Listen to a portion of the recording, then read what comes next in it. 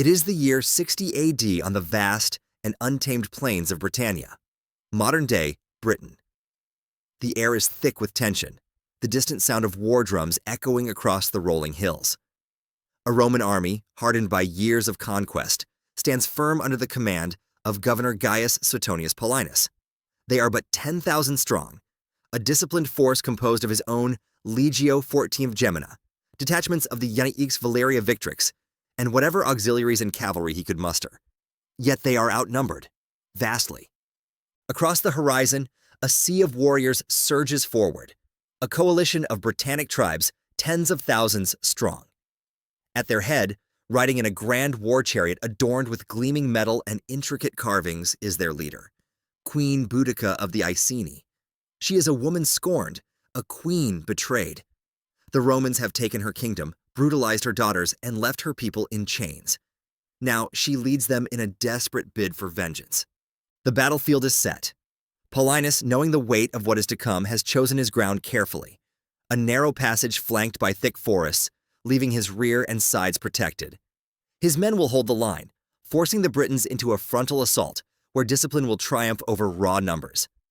The fate of Roman Britannia now rests on this moment.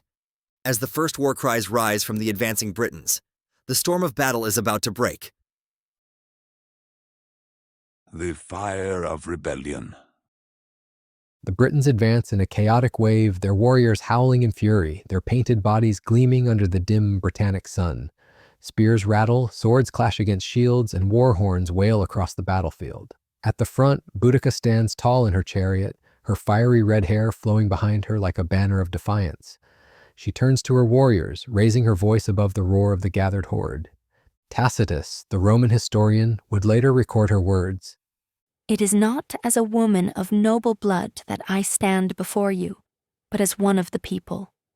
I fight for our lost freedom, for the scourged bodies of our kin, for the daughters of Britannia defiled by Rome.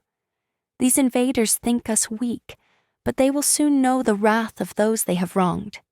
We must conquer, or we must die. There is no other fate." A deafening roar erupts from the Britons. Their resolve is unshaken, their thirst for vengeance unquenched.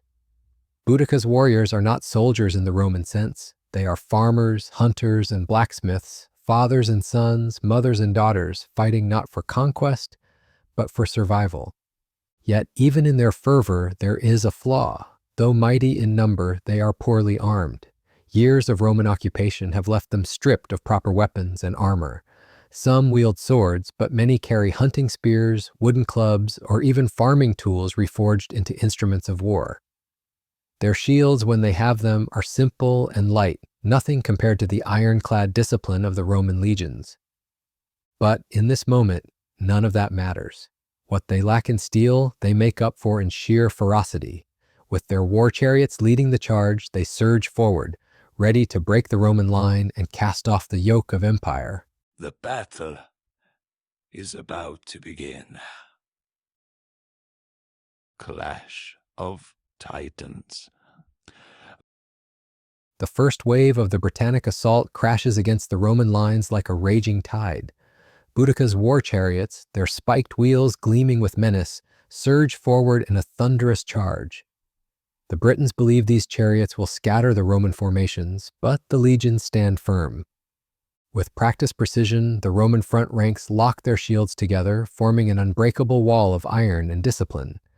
The whirling chariots attempt to pierce through, but the Romans counter with well-aimed pila, heavy javelins designed to pierce shields and armor alike. Some Britons fall, their chariots overturning in the chaos, horses rearing and throwing their riders. The charge falters, and the Britons withdraw, regrouping for the true assault. Then, with a great roar, Boudicca gives the signal. The full force of the Britannic army surges forward. Tens of thousands of warriors, wild and frenzied, charge as one, a relentless wave of flesh and fury, weapons raised high, eyes burning with the fire of vengeance. But Paulinus does not waver. The Romans remain still, waiting. They know the moment will come. And then, within the final charging distance, Paulinus gives the order. Loose The sky darkens with thousands of javelins, slicing through the air with deadly precision. The first ranks of Britons are struck down instantly. The weight of the Roman pila shatters shields, pierces flesh, and sends warriors tumbling to the ground.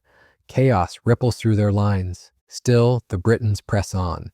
They reach the Roman front, shouting, screaming, hacking at the shields of their enemy. But the Romans, disciplined and precise, hold firm.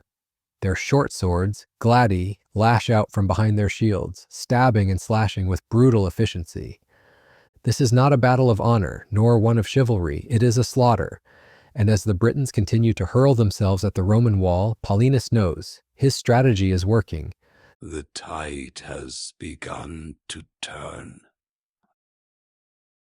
The Roman war machine. The battle rages on, but the tide is shifting. What began as a furious charge by the Britons has now devolved into chaos.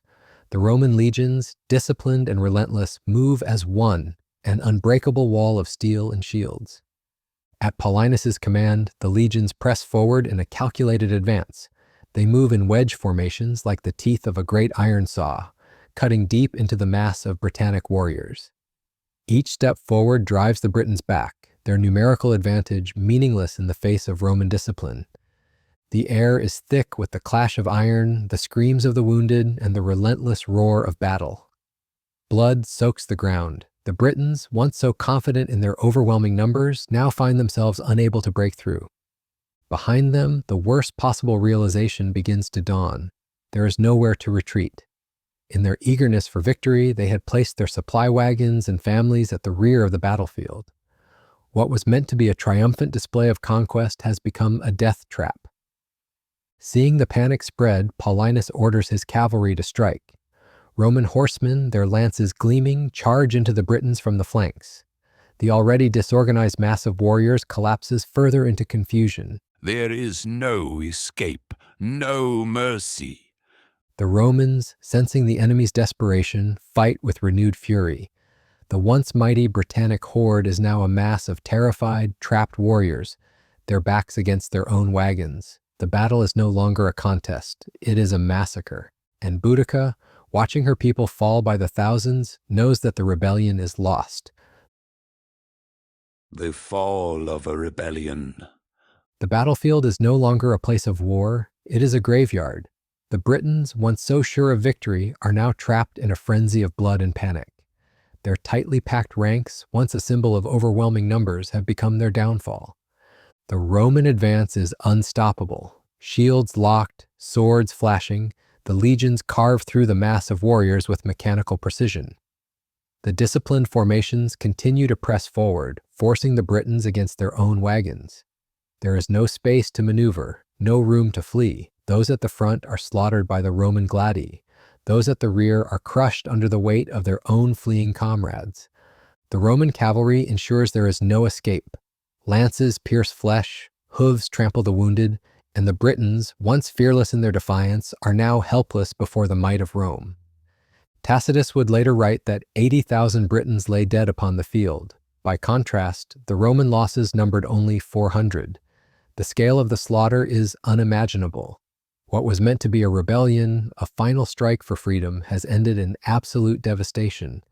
And Boudicca, queen, warrior, symbol of defiance, knows there is nothing left to fight for. Historical accounts vary on her fate. Tacitus claims she fled and, rather than face capture, took poison to end her life. Cassius Dio, another historian, suggests she fell ill and died soon after. Whatever the truth, one thing is certain: her rebellion, her dream of a Britannia free from Rome, has been crushed beneath the boots of the legions. The Battle of Watling Street stands as one of the most decisive victories in Roman history. Against impossible odds, Paulinus had not only survived, but utterly destroyed the largest native force ever assembled against Rome and Britannia. His strategy, his discipline, and the unwavering might of the Roman war machine had secured victory. But though the rebellion had been crushed, its legacy would endure. Boudicca became more than just a defeated queen, she became a legend, a symbol of resistance that would echo through history. And even as Rome celebrated its victory, the memory of the red-haired warrior queen who dared to defy an empire would never fade. The legacy of Watling Street. Centuries have passed since the bloody clash at Watling Street, yet historians and scholars still analyze and debate its significance. What can we learn from this battle? What does it tell us about the might of Rome, the resilience of the Britons, and the brutal reality of ancient warfare?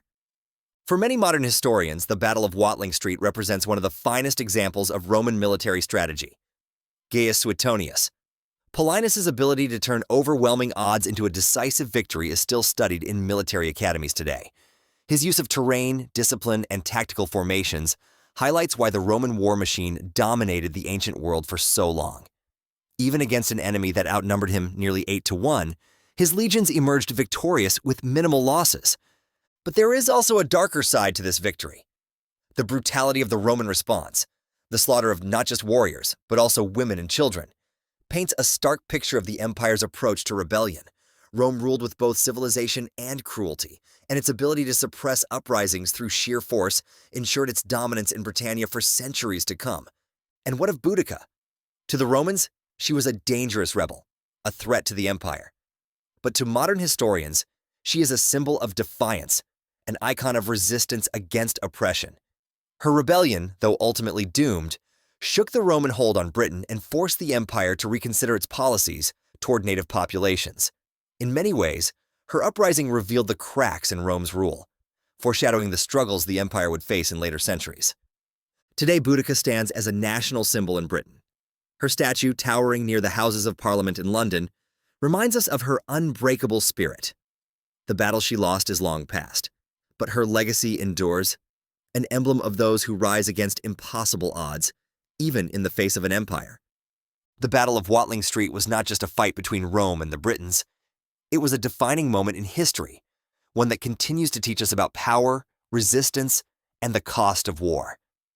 Thank you so much for joining us. Be sure to hit that like button. And subscribe for more from us. Thanks again, and we'll see you in the next one.